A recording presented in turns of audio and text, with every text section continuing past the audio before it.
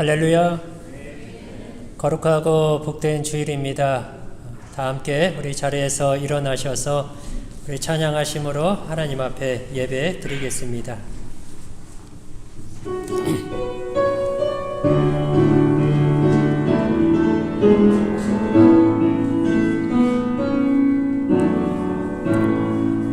하늘의 문을 여소서, 이곳을 주목하소서. 주를 향한 노래가 꺼지지 않으니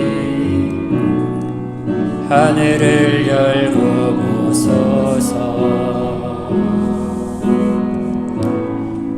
이곳에 임재하소서. 주님을 기다립니다. 기도의 향기가 하늘에 닿으니 주여 임재하여 주소서. 이곳에 오셔서 이곳에 앉으소서. 이곳에서 드리는 예배를 받으소서. 주님의 이름만이 오직 주의 이름만 이곳에 있습니다.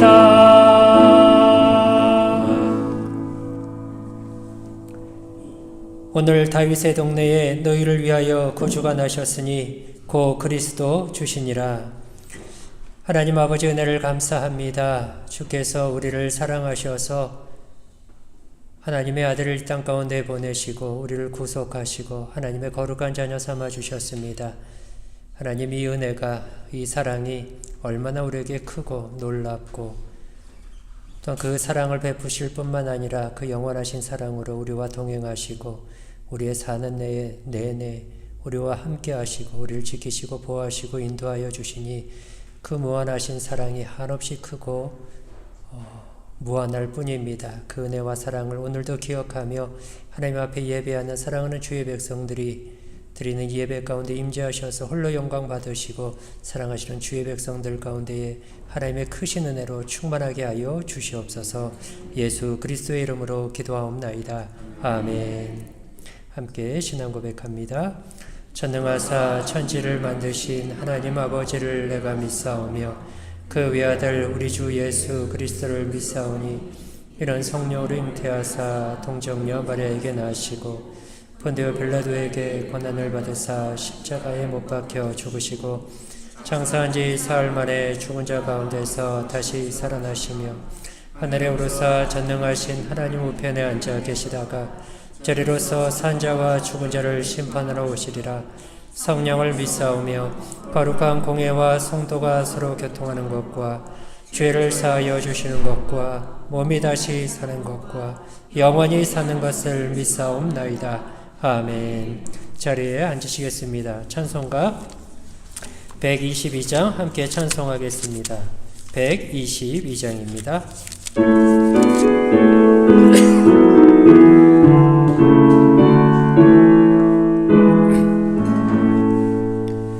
참만 가은 성도여 다 이리 와서 베들레헴 성 안에 가봅시다. 저 고요의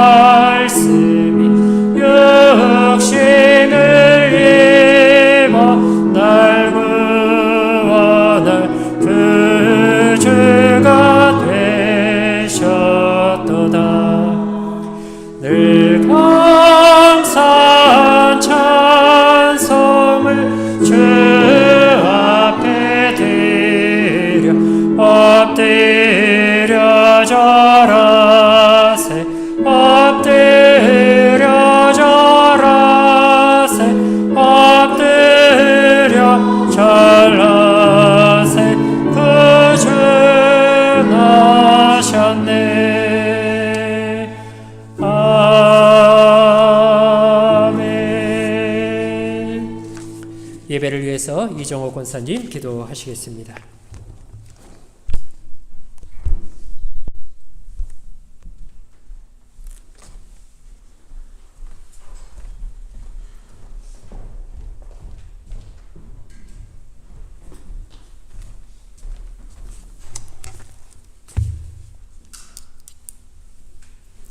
다 같이 기도하시겠습니다.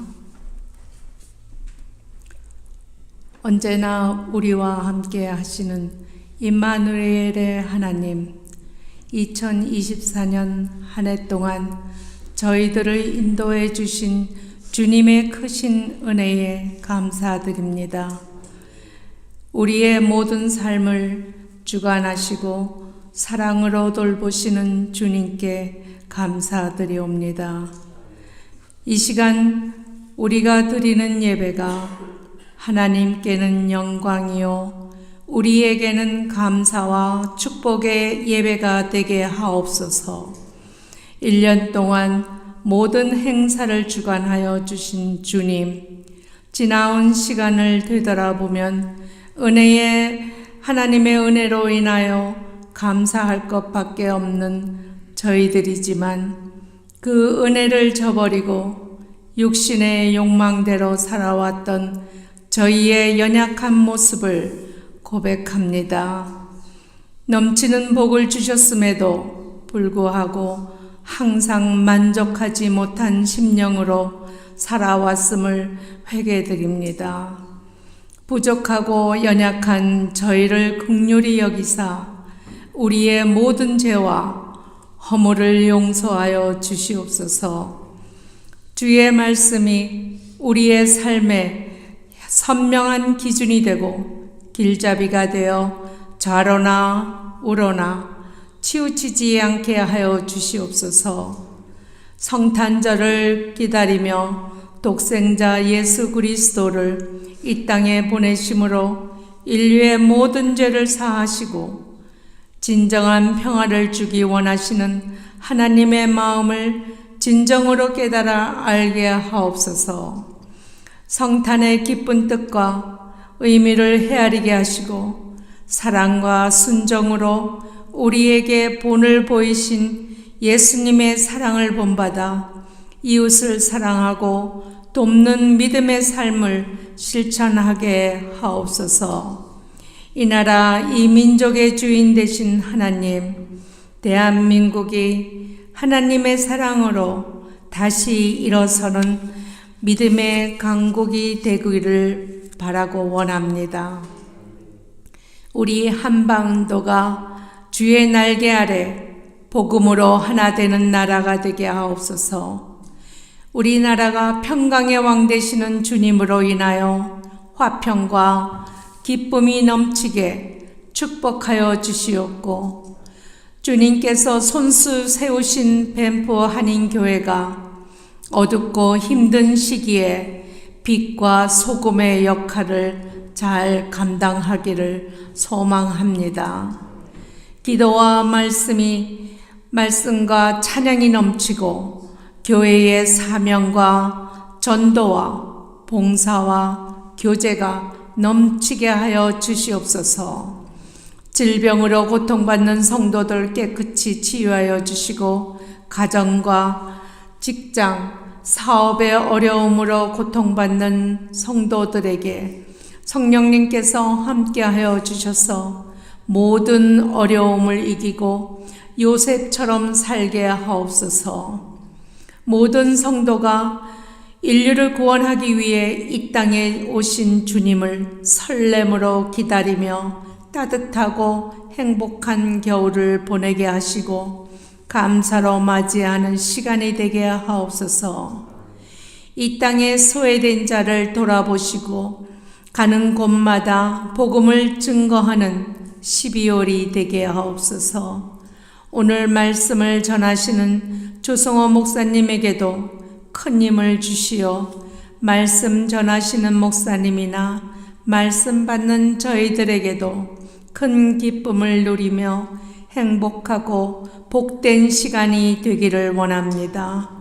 단위에 서신 목사님에게 성령의 능력을 주시어 말씀을 듣는 자들마다 주를 인정하는 믿음을 더욱 굳세게 하시고 삶 속에서 맺어지는 말씀의 열매가 풍성하게 하여 주옵소서. 이름도 없이 빛도 없이 섬기는 손길들을 기억하시고 하늘의 기쁨과 평안을 허락하여 주시옵소서. 예배하는 모두에게 주님의 사랑과 기쁨이 충만하게 하옵소서. 지금도 살아계시고 역사하시는 우리 주 예수 그리스도의 이름으로 기도드렸사옵나이다. 아멘.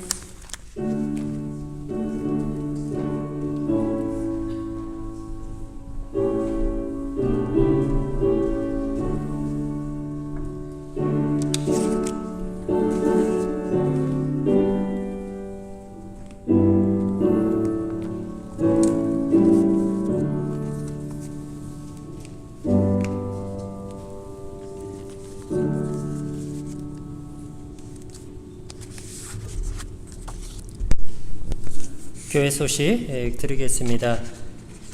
먼저 우리 오늘 방문하신 분 계셔서 잠깐 소개하도록 하겠습니다. 우리 윤용진 우리 성도님, 우리 밴쿠버에서 우리 오셨습니다. 우리 어디 계시나? 저 뒤에 우리 계십니다. 우리 한번 박수로 환영하겠습니다. 반갑습니다. 반갑습니다. 감사합니다. 교회 소식 드리겠습니다.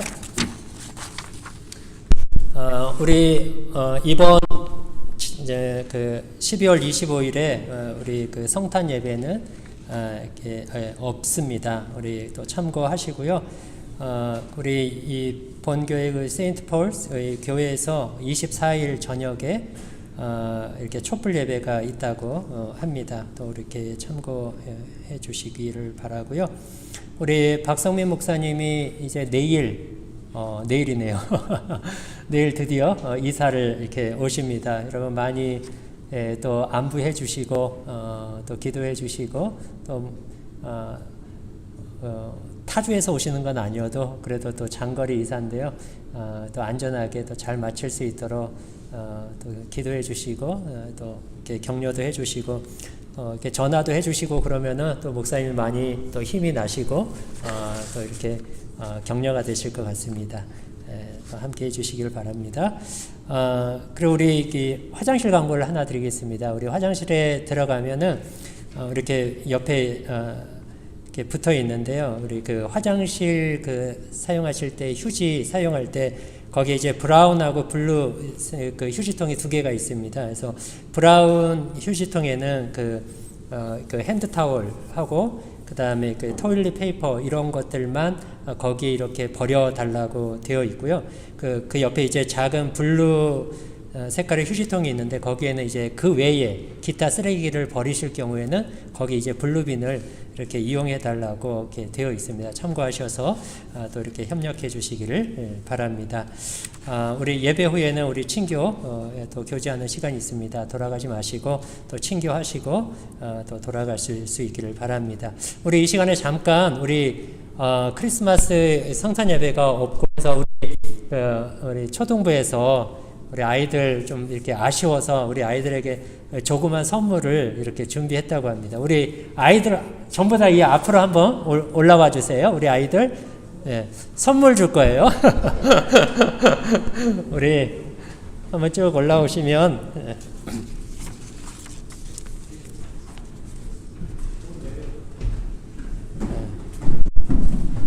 저도 이렇게 주일마다 이렇게 가끔 와가지고 우리 예배 드리고 가면은 가장 눈에 밟히는 이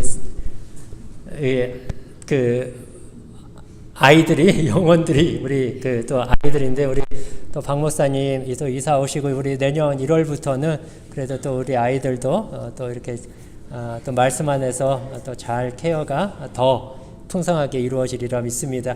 우리 여러분 우리 초등부에서 우리 아이들 위해서 준비했습니다. 우리 하나씩 우리 이렇게 전달할 때 우리 큰 박수로 우리 아이들 한번 격려해 주십시오.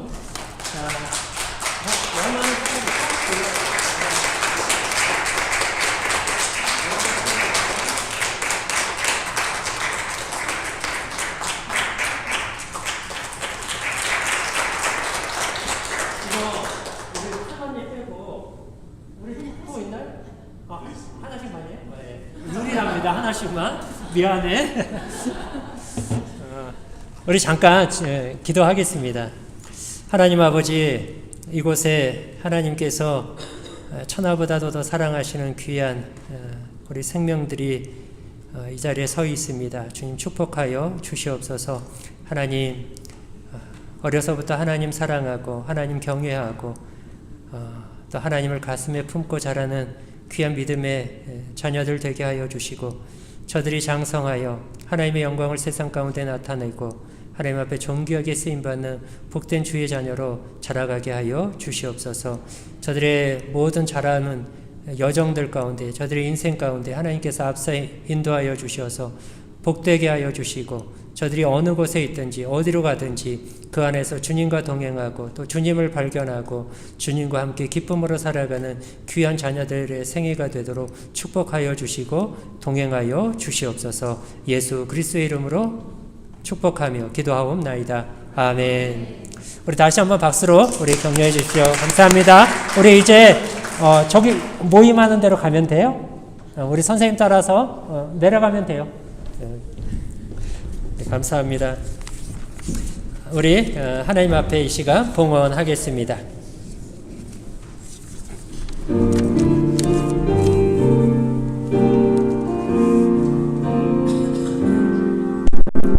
나의 모습, 나의 소유, 주님 앞에 모두 드립니다. 모든 아픔, 모든 기쁨, 내 모든 눈물 받아주소서.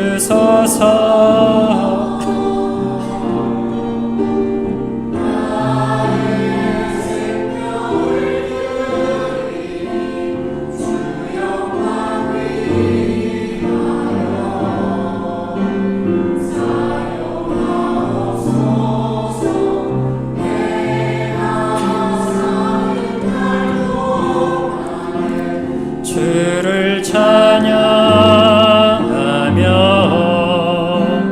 기쁨의 제물 되리. 나를 받아주소서.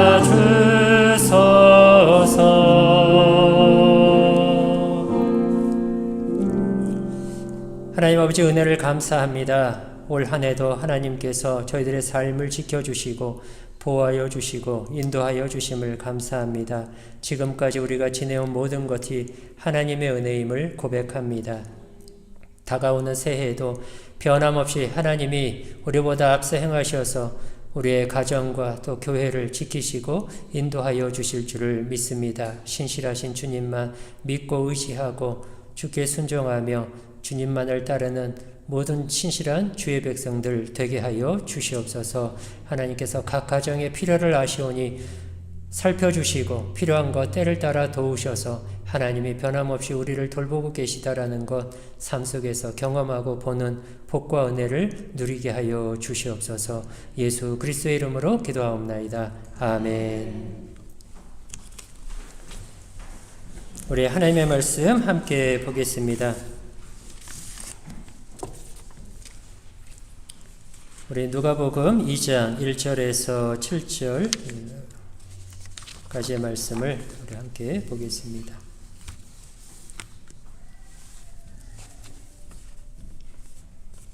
누가복음 2장 1절에서 7절입니다. 우리 하나님의 말씀 우리 한 목소리로 같이 봉독하겠습니다. 시작. 그때에 가이사 아구스도가 영을 내려 천하로 다 호적하라 하였으니 이 호적은 구레뇨가 수리아 총독이 되었을 때에 처음 한 것이라. 모든 사람이 호적하러 각각 고향으로 돌아가매 요셉도 다윗의 집 족속이므로 갈릴리 나사렛 동네에서 유대를 향하여 베들레헴이라 하는 다윗의 동네로 그 약혼한 마리아와 함께 호적하러 올라가니 마리아가 이미 잉태하였더라. 거기 있을 그때에 해산할 날이 차서 첫 아들을 낳아 강보로 싸서 구유에 누였으니 이는 여관에 있을 곳이 없음이러라. 우리 이제 이번 주 수요일에는 우리 성탄절이 있죠. 우리 한번 인사 한번 서로 같이 하겠습니다. 우리 서로를 보시면서 우리 메리 크리스마스 우리 인사하겠습니다.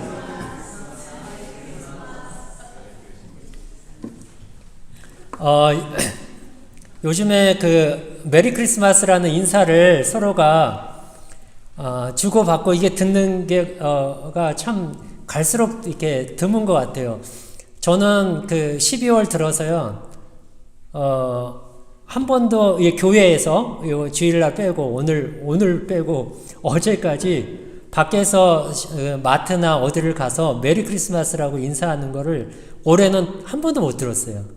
저도 이렇게 안 했지만, 그렇게 예전에는 그래도 이렇게 한두 번씩 그런 인사를 메리 크리스마스 했던 것 같은데 요즘에는 참 그 인사가 더 많이 듣기가 좀 어려워졌던 것 같아요. 여러분, 그 메리 크리스마스 뜻은 아시죠? 그 이 메리 아니에요. 제가 어렸을 때 키우던 그 강아지가 2마리가 있었는데 그 중에 한 마리가 메리였어요.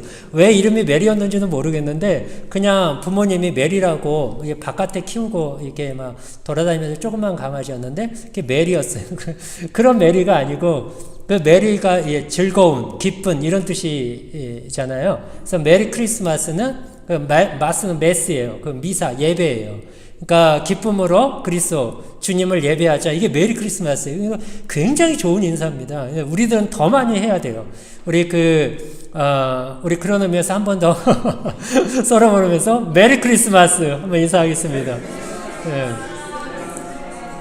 이번 주에 혹시 마트나 이렇게 다니실 때 한번 이렇게 점원들에게 또 주변 사람들에게 인사하십시오. 그게 보이지 않게 우리 해피 할리데이 뭐 이런 얘기 세상에서는 쓰는데 우리는 해피 할리데이가 아니에요. 우리는 메리 크리스마스입니다.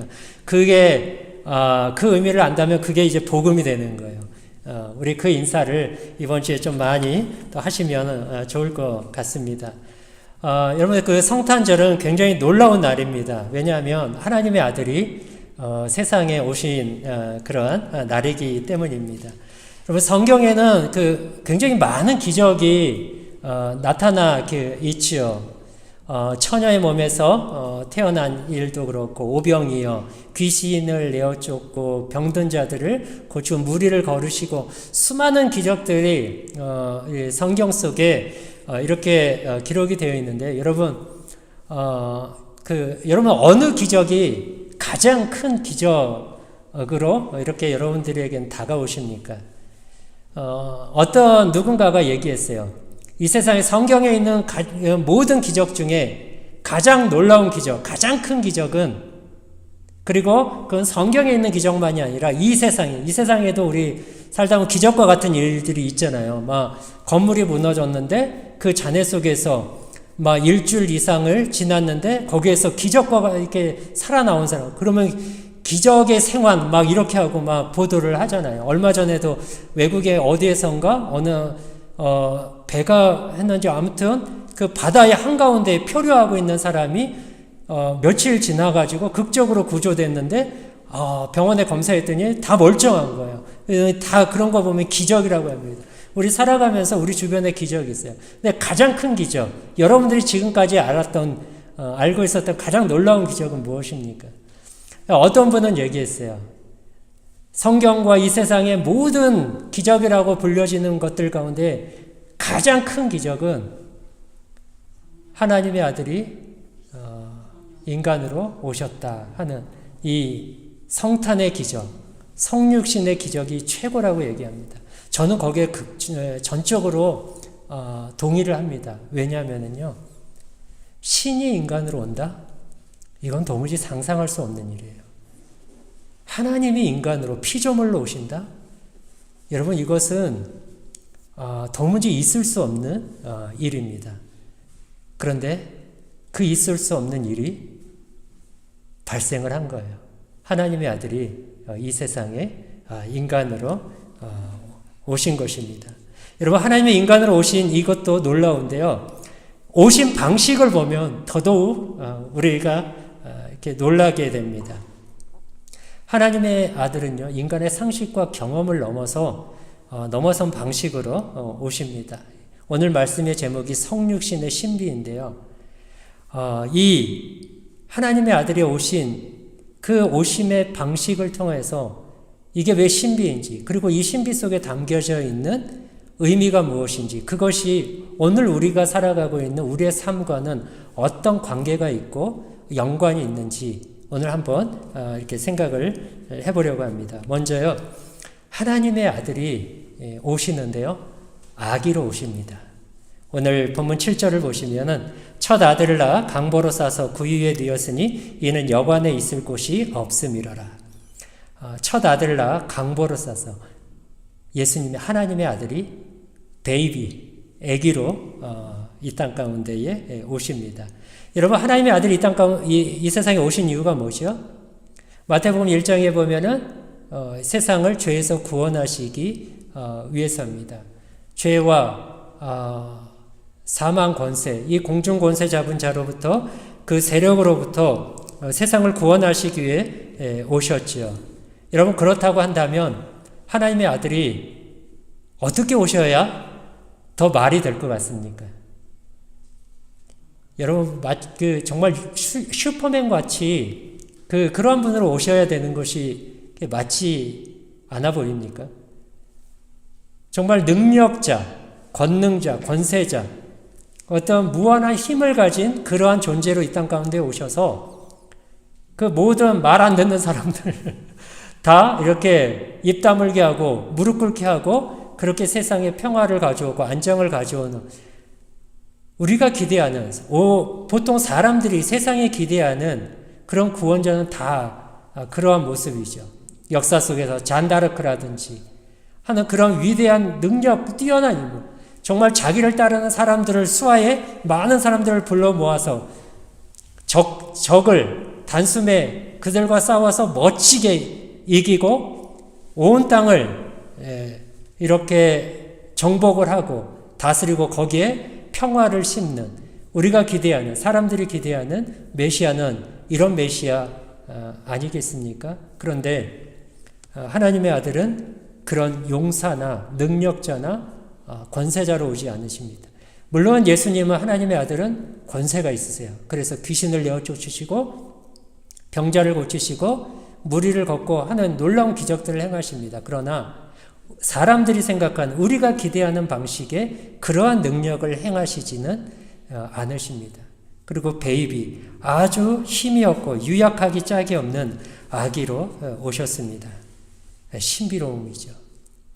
또한 그 아기를 낳은 모친도 한번 생각해 보십시오. 마리아는 어떤 여인이었습니까? 그는 아주 평범한 여인입니다. 그리고 그렇게 어떤 주목을 받을 만한 여인이 아니죠. 사회적으로나 지위에 있어서, 부에 있어서 그는 가난하고 평범한 여인에 불과했습니다. 그거를 마리아라는 그녀의 이름이 보여줘요. 마리아라는 이름은 예수님의 모친 말고도 성경 속에 여러 명이 이렇게 등장하죠. 그거는 가장 흔한 이름이라는 거예요. 상징하는 것이 있습니다. 마리아는 특별한 여인이 아니었다는 거예요. 아주 그냥 가난하고 평범한 한 여인에 지나지 않았다 하는 것입니다. 여러분, 그 세상을 구원할 뿐이라면 그래도 뭔가 그 일이 손쉽게 이루어질 수 있는 그런 배경에서 오시는 것이 훨씬 더 유리하지 않겠습니까? 그렇게 해야 훨씬 더 그 일들을 수월하게 이루어낼 수 있지 않을까요? 적어도 유력한 집안이라든지 사람들이 존경할 만한 그러한 집안에서 태어나든지 해야 뭔가 그래도 따라붙는 사람들이라도 있을 테고, 그래야 그 일들이 조금은 수월하게 이루어지고 그러지 않겠습니까? 그런데 하나님의 아들은 가난하고 평범한 한 여인을 통해 오십니다.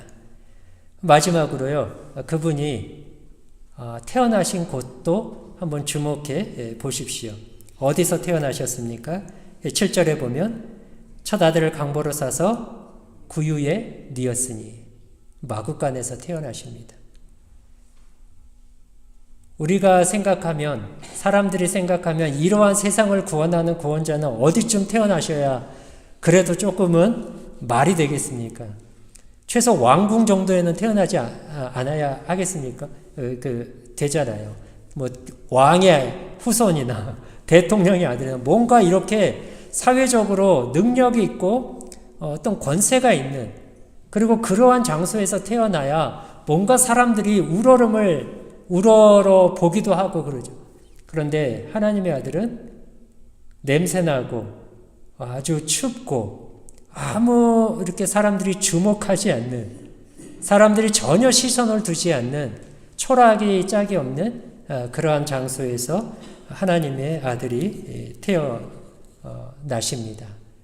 그리고 그분은 30년이라는 젊은 생애를 사시고 33세, 33세라는 젊은 나이에 잡히셔서 고난을 당하고 십자가에서 못 박혀 죽으십니다. 여러분 이해가 되십니까? 하나님의 아들이 세상의 구원자로 오신다는 분이 이러한 유약한 모습으로 오셔서 또 말도 안 되게 잡히셔서 고난당하고 죽으신 이러한 일들을 우리는 사실 이해되지 않습니다. 신이 인간으로 오신 것도 우리는 이해가 안 되는데, 힘없고 나약한 자로 오셔서 구원은 고사하고 본인이 잡혀서 고난당하고 죽임을 당하는 그러한 대로 나가십니다. 이것이 이해가 되지 않는 것이 사실은 정상입니다. 왜냐하면 이게 하나님의 일하심의 방식인데, 그것이 우리의 기대와 우리가 생각하는 상식과 경험과는 다르기 때문에 우리는 쉽게 이해가 되지 않습니다. 그래서 어쩌면 세상도 그 예수님을 믿지 못하는 것입니다. 자기의 생각과 일반적인 상식과 다르거든요. 그리스도의 복음이, 십자가가 유대인들에게는 거리끼는 것이요 헬라인에게는 미련한 것이로되, 세상은 성육신도 그리스도의 십자가도 이해하지 못합니다. 왜요? 우리가 일반적으로 생각하는 상식과 다르기 때문입니다. 앞서 말씀드린 대로 슈퍼맨으로 오셔가지고 말씀 한마디로 로마를 잠잠하게 하고 즉각적으로 이스라엘의 평화를 가져왔다면 사람들은 그 예수님을 주목했을지 모릅니다. 그런데 예수님은 전혀 그렇게 하지 않으셨습니다. 그런데 여러분, 이게 하나님의 일하심입니다. 그 아무것도 아닌 것 같고 유약하기 짝이 없고 아무 일도 일어나지 않을 것 같은 상황. 그러나 하나님은 거기에서 일을 하시고 거기에서 하나님의 뜻을 이루시고 하나님의 구원을, 세상을 향한 하나님의 뜻인 그 구원을 이루어 내십니다. 사도행전 4장 27절과 28절 말씀해 보면, 과연 헤롯과 본디오 빌라도는 이방인과 이스라엘 백성과 합세하여 하나님께서 기름 부으신 거룩한 종 예수를 거슬러 하나님의 권능과 뜻대로 이루려고 예정하신 그것을 행하려고 이 성에 모였나이다. 사람들이 예수님을 십자가에 못 박아 죽였습니다. 여러분, 유대인들이 예수님을 십자가에 못 박아 죽인 것, 세상이 예수님을 알았기 때문에 그래요. 처음에는 예수님이 뭔가 좀 있는 것 같았어요. 병자도 고치시고 귀신도 내어쫓고 하니까 뭔가 있어 보입니다. 그런데 그래서 주님을 따르죠. 그런데 시간이 가도 예수님은 로마에서 이스라엘을 해방하실 그러한 일들을 전혀 하지 않으십니다. 그런 기미도 보이지 않아요. 기껏 하시는 게 죄인들과 세리들과 어울려서 다닙니다. 시간이 지나도 도무지 예수님은 어떠한 일도 하시지 않아 보입니다. 배신감을 느끼죠. 기대가 큰 만큼 실망도 컸던 것입니다. 그러니 이런 예수는 우리에게 필요 없다. 그래서 십자가에 못 박아 죽인 것입니다. 그런데 이 본문은 뭐라고 기록하고 있습니까? 그런데 그 일이 하나님께서 예정하신 그 뜻을 이루는 결과를 가져왔다라고 얘기합니다. 이게 하나님의 일하심의 신비입니다. 하나님은 전혀 일이 일어나지 않을 것 같은 그런 상황을 허락하십니다. 아무것도 기대할 수 없는, 여기서는 나사렛에서 무슨 선한 것이 날 수 있겠느냐, 아무 긍정적인 것들을, 희망을 기대할 수 없는 현실을 하나님께서는 허락하십니다. 그리고 모두가 안 된다고 얘기하는 그 자리에서 하나님은 일을 하시고 거기에서 하나님은 하나님의 뜻을 이루십니다. 이게 하나님의 일하심의 방식입니다. 우리의 이해와 경험과 상식을 넘어서는 방식으로 일을 하시는 것이죠. 여러분, 이게 우리의 삶에 그대로 적용이 되는 것입니다. 우리의 삶 속에 내가 처한 이 형편과 상황 속에서 무슨 기대가 있을까, 무슨 소망이 있을까 하는 그 현실을 하나님은 살게 하십니다. 거기에서 아무 일도 일어나지 않을 것 같습니다. 그런데 하나님은 거기에 기적을 담습니다. 그리고 하나님이 거기에서 일을 하십니다. 그리고 우리를 만들어 가십니다. 이 성육신의 삶으로 우리가 바로 부름을 받은 것입니다. 요한복음 17장 18절에서 예수님이 그렇게 말씀하셨어요. 아버지께서 나를 세상에 보내신 것 같이 나도 그들을 세상에 보내었고 아버지께서 나를 보내신 것 같이 나도 너희를 세상에 보낸다. 아버지께서 예수님을 어떻게 보내셨다고요? 성육신으로 보내셨습니다. 그 성육신은 앞서 말씀드린 대로 아무 일도 기적도 도무지 거기서 희망이라는 것을 생각할 수 없는 대로 예수님은 보냄을 받은 겁니다. 그런데 거기에서 놀랍게 하나님의 뜻이 이루어지고 기적이 일어나고 구원이 일어납니다. 거기에서 세상에 생명을 얻는 놀라운 일들이 생겨나게 됩니다. 예수님이 우리를 그렇게 보내신다는 거예요. 아버지께서 나를 보내신 것 같이 나도 너희를 세상에 보낸다. 아무 일도 일어나지 않을 그러한 현실, 상황, 처지, 그러한 형편 속으로 우리를 보내십니다. 그런데 그 안에서 하나님이 기적을 행하시고 일을 하시고 하나님의 뜻을 이루시겠다 이렇게 말씀하시는 것입니다. 여러분, 이러한 일들이 성경 속에 그리고 우리의 삶 속에 많이 있습니다. 여러분, 요셉을 한번 생각해 보십시오. 요셉이야말로 이 성육신을 내 삶의 그 신비를 가장 잘 보여주는 그런 대표적인 예라고 할 수 있지 않겠습니까? 그는 가정에서 아버지의 사랑을 받고 행복하게 살았던 철없는 한 어린 소년이었습니다. 그런데 어느 날 형들에게 의해서 노예로 팔리죠. 갑자기 그의 행복한 인생이 다 끝나고 전혀 예상하지 못한 캄캄한 터널과 같은 인생으로 그의 삶은 치닫게 됩니다. 무고하게 하나님의 말씀을 지키고 하나님 앞에서 범죄할 수 없는 신앙을 지키고 양심을 지키고 선한 삶을 살겠다라고 한 것으로 인하여서 미움을 받아 감옥에까지 갇히게 됩니다. 그 감옥은 정치범들이 갇히는 곳입니다. 그 이야기는 그의 스스로의 힘으로 나올 수 없는 곳이라는 의미입니다. 그게 무려 한두 해도 아니고 최소 13년에서 15년의 세월입니다. 어쩌면 그는 한 번은 기대했을지도 모릅니다. 하나님께서 기적을 행하여 주실 줄도 모른다. 바로의 술 맡은 관원장, 떡 굽는 관원장이 감옥에 들어왔을 때 꿈을 해석해 주죠. 그 꿈이 이루어지고 그래서 술 맡은 관원장에게 부탁을 하죠. 당신이 회복되거든 나를 기억해 주십시오. 나는 이곳에 갇힐 만한 무슨 죄를 범하지 않았습니다. 저는 억울하게 이곳에 와 있습니다. 저를 기억해 주십시오. 어쩌면 거기에서 한 가닥 희망을 걸고 있었을지도 모릅니다. 그러나 술 맡은 관원장은 자기의 지위가 회복되고 까마득히 요셉은 잊어버립니다. 시간이 지나면서 요셉은 그 한 가닥 그마저 가졌던 희망마저도 그 희망의 불씨가 꺼졌을 것입니다. 그는 어떤 그 절망 속에 있었을 것입니다. 시편 105편에서는 그의 그러한 심경을 이런 말로 표현하고 있습니다. 그의 몸은 쇠사슬에 매였고 그의 혼은 쇠사슬이 그의 혼을 뚫었다 이렇게 표현합니다. 그의 혼이 쇠사슬을 매었다 그럽니다. 정신이 없는 겁니다. 그는 그의 인생과 삶을 이해할 수가 없었습니다. 그런 처지에 있었습니다.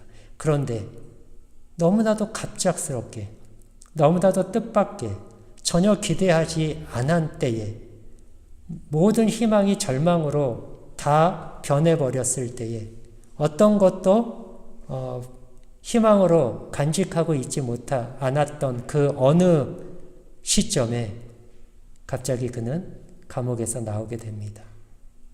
바로의 꿈을 해석하게 되고 그는 하루아침에 감옥의 죄수에서 애굽의 국무총리가 됩니다. 그리고 온 세상이 기근으로 흉년으로 죽어가는 데에 그를 통하여 가족과 세상이 구원을 얻습니다. 그의 생애가 성육신을 보여줍니다. 절망과 한숨과 탄식과 눈물밖에는 어떤 것도 기대할 수 없고 소망할 수 없는 처지 속에 그러나 거기에서 기적과 같은 일들이 일어나는 것입니다. 그 일은 성경은 하나님이 하셨다고 그렇게 말합니다. 그 일이 요셉을 통하여서 하나님이 이루시는 뜻과 계획이 있었다고 말합니다. 시편 105편 17절에서 이렇게 말합니다. 그가 하나님입니다. 하나님이 한 사람을 보내셨으며 요셉이 종으로 팔렸도다. 하나님이 한 사람을 미리 보내셨습니다. 요셉을 미리 보내셨습니다. 무엇을 위해서? 흉년으로 죽어가는 세상을 구원하기 위해서 하나님이 그 세상을 구원하시기 위하여 하나님이 요셉을 준비시킨 것입니다. 그의 말할 수 없는 절망적인 시간, 도무지 이해할 수 없는 그의 고난의 시간은 바로 이 세상을 구원하는 이 뜻을 이루기 위한 하나님의 계획과 섭리 안에서 보내지는 그러한 시간이었던 것입니다. 요셉 자신도 이것을 알았습니다. 그래서 창세기 45장 5절에서 형들을 만났을 때에 자신의 부인이 복수할까 봐 두려워하고는 형들을 향해서 이렇게 말합니다. 당신들이 나를 이곳에 팔았다고 해서 근심하지 마소서, 한탄하지 마소서. 하나님의 생명을 구원하시려고 나를 당신들보다 먼저 보내셨나이다.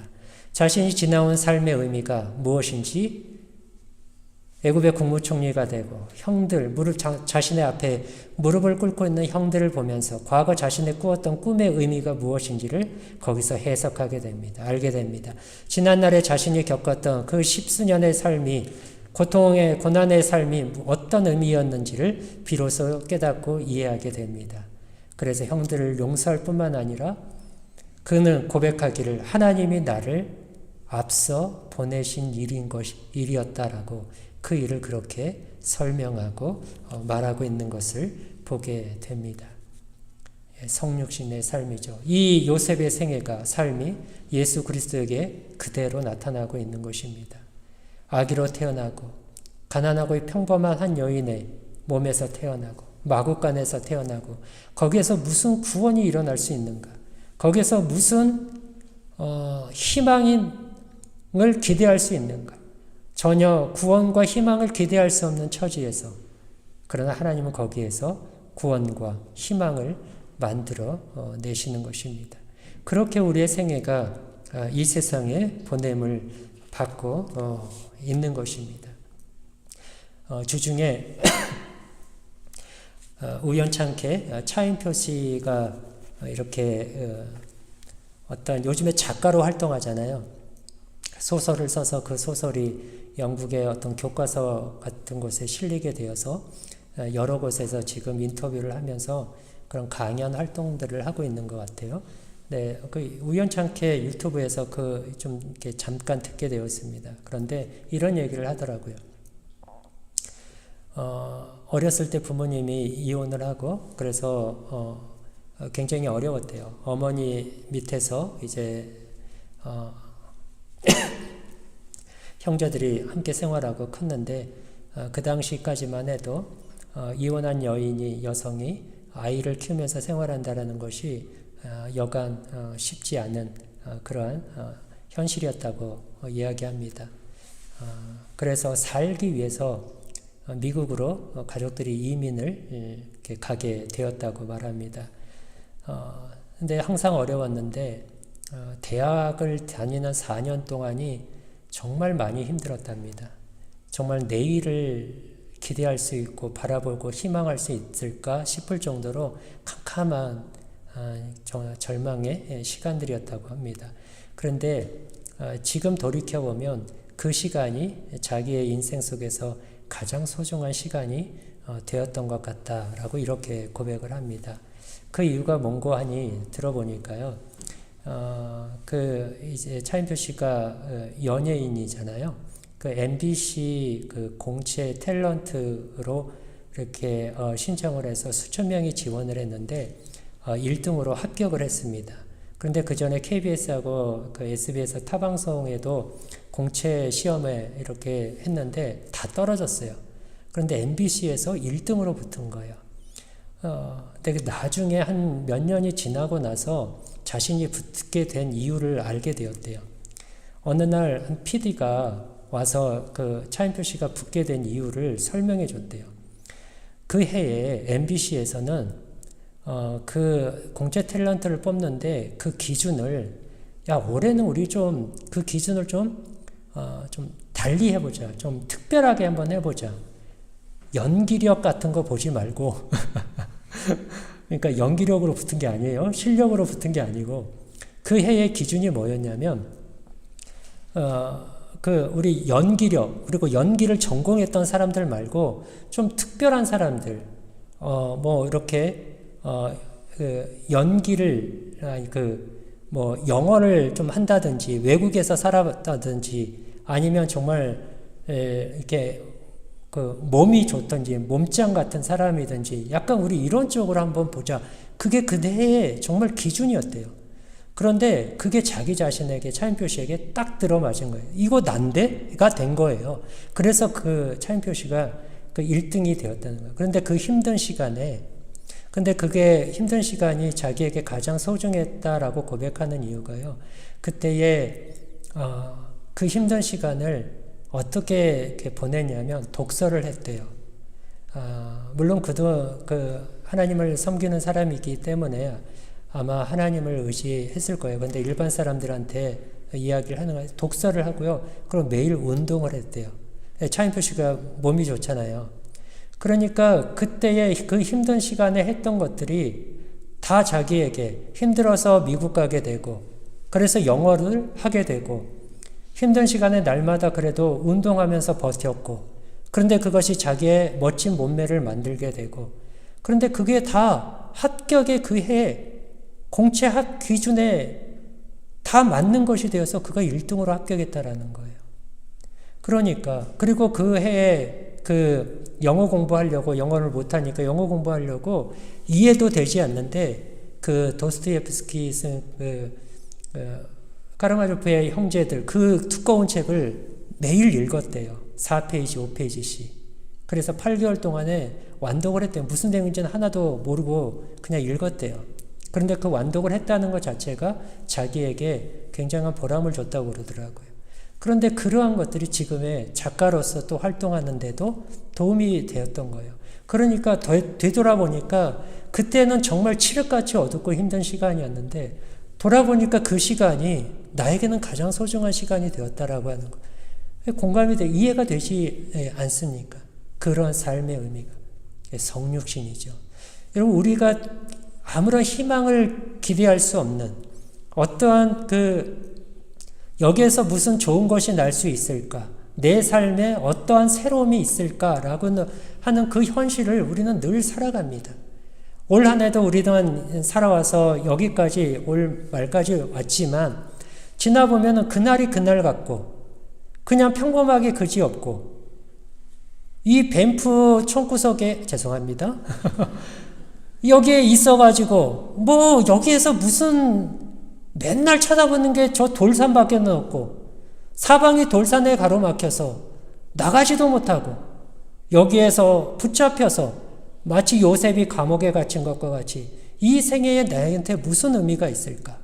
여기에 나한테 무슨 새로움이 있을까 하는 시간들을 우리는 그렇게 지나왔어. 어쩌면 2025년도 별반 다를 바 없는 삶을 우리는 여전히 이어갈지도 모릅니다. 그러나 기억하십시오. 거기에서 그 삶이 헛되지 않고 거기에 하나님은 기적과 은혜를 담으십니다. 여러분들의 생애와 삶에 그 어떤 한순간도 의미 없지 않습니다. 여러분들에게 모든 삶의 시간들, 쓸모없는 시간은 없습니다. 여러분들에게 일어나지 말았어야 하는 일이라는 것은 없습니다. 그 모든 것이 하나님이 합력해서 선을 이루시고 은혜를 나타내시고 여러분을 통하여 하나님의 뜻을 이루실 것입니다.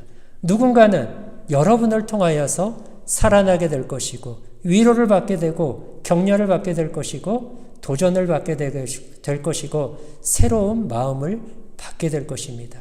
그러니 여러분의 삶은 소중합니다. 지금의 이 시간들은 다 소중하고 가치 있고 고귀한 순간들이고 과정들입니다. 여러분의 삶의 하루하루가 소중함을 아시고 깨닫고 그 시간을 속을 멋있게 살아내십시오. 거기에서 하나님의 또 기적과 은혜를 보는 그러한 우리의 삶, 또 저와 여러분의 그러한 신앙의 여정이 될 수 있기를 예수님의 이름으로 축복합니다. 우리 함께 자리에서 일어나셔서 같이 찬양하겠습니다. 예수 늘 함께 하시네.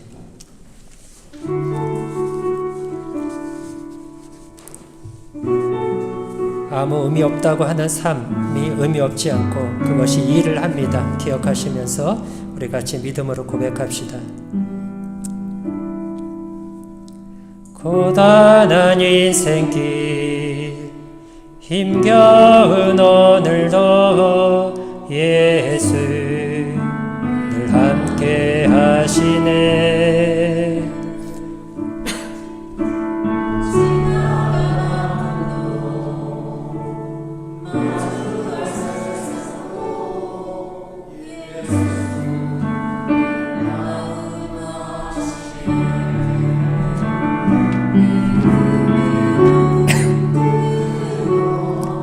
주를 보리 이 또한 지나가리라. 주어진 시간 속에 주의 뜻 알게 하소서. 하루를 살아도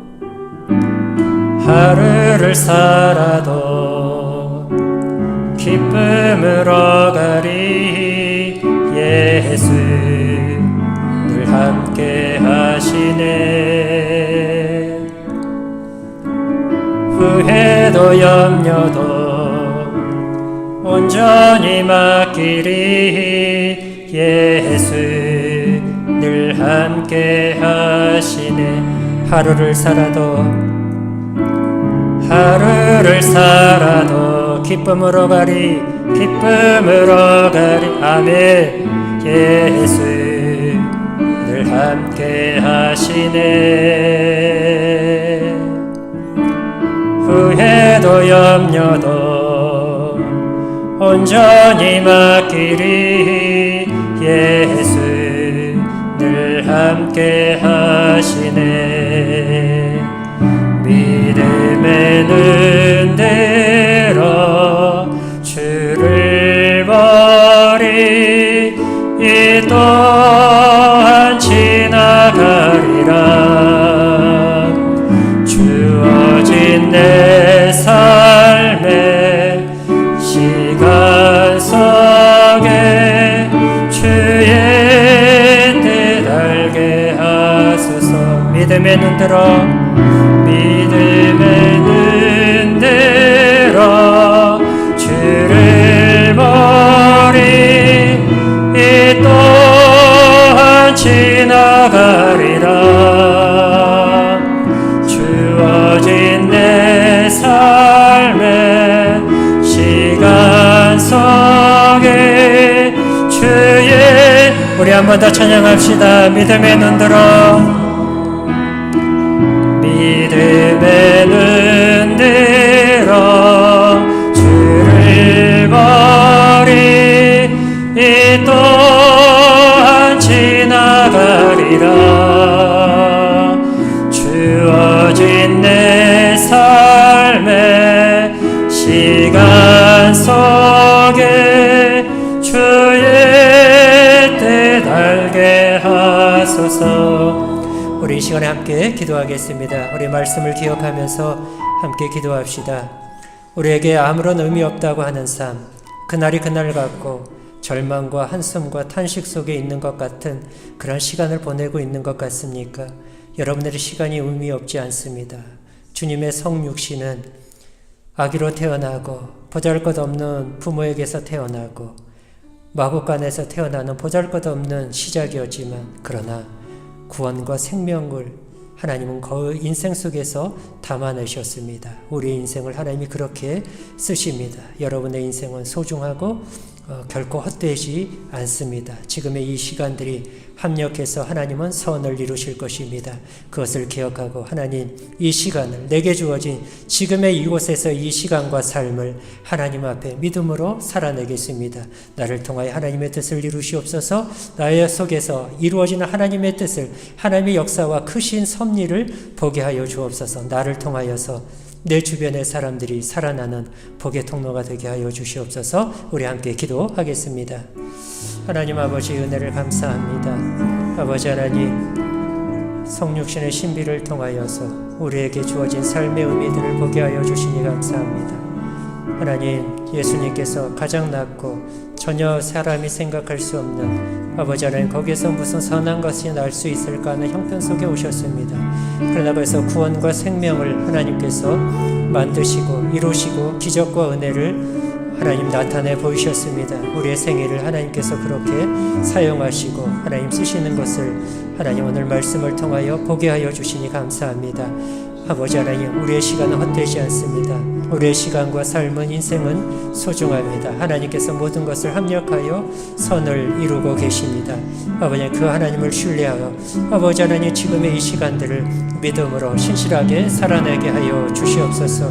내 안에 하나님의 뜻을 이루시옵소서. 내 안에 하나님의 이루시는 하나님의 뜻과 섭리를 보게 하여 주시옵소서. 나를 통하여서 누군가가 살아나고 누군가가 구원을 얻고 하나님께로 나오고 하나님 그가 위로와 격려와 힘을 얻는 복의 통로가 되게 하여 주시옵소서. 그 신비로운 성육신의 생애와 삶을 하나님 멋있게 살아내는 우리가 되게 하여 주시옵소서.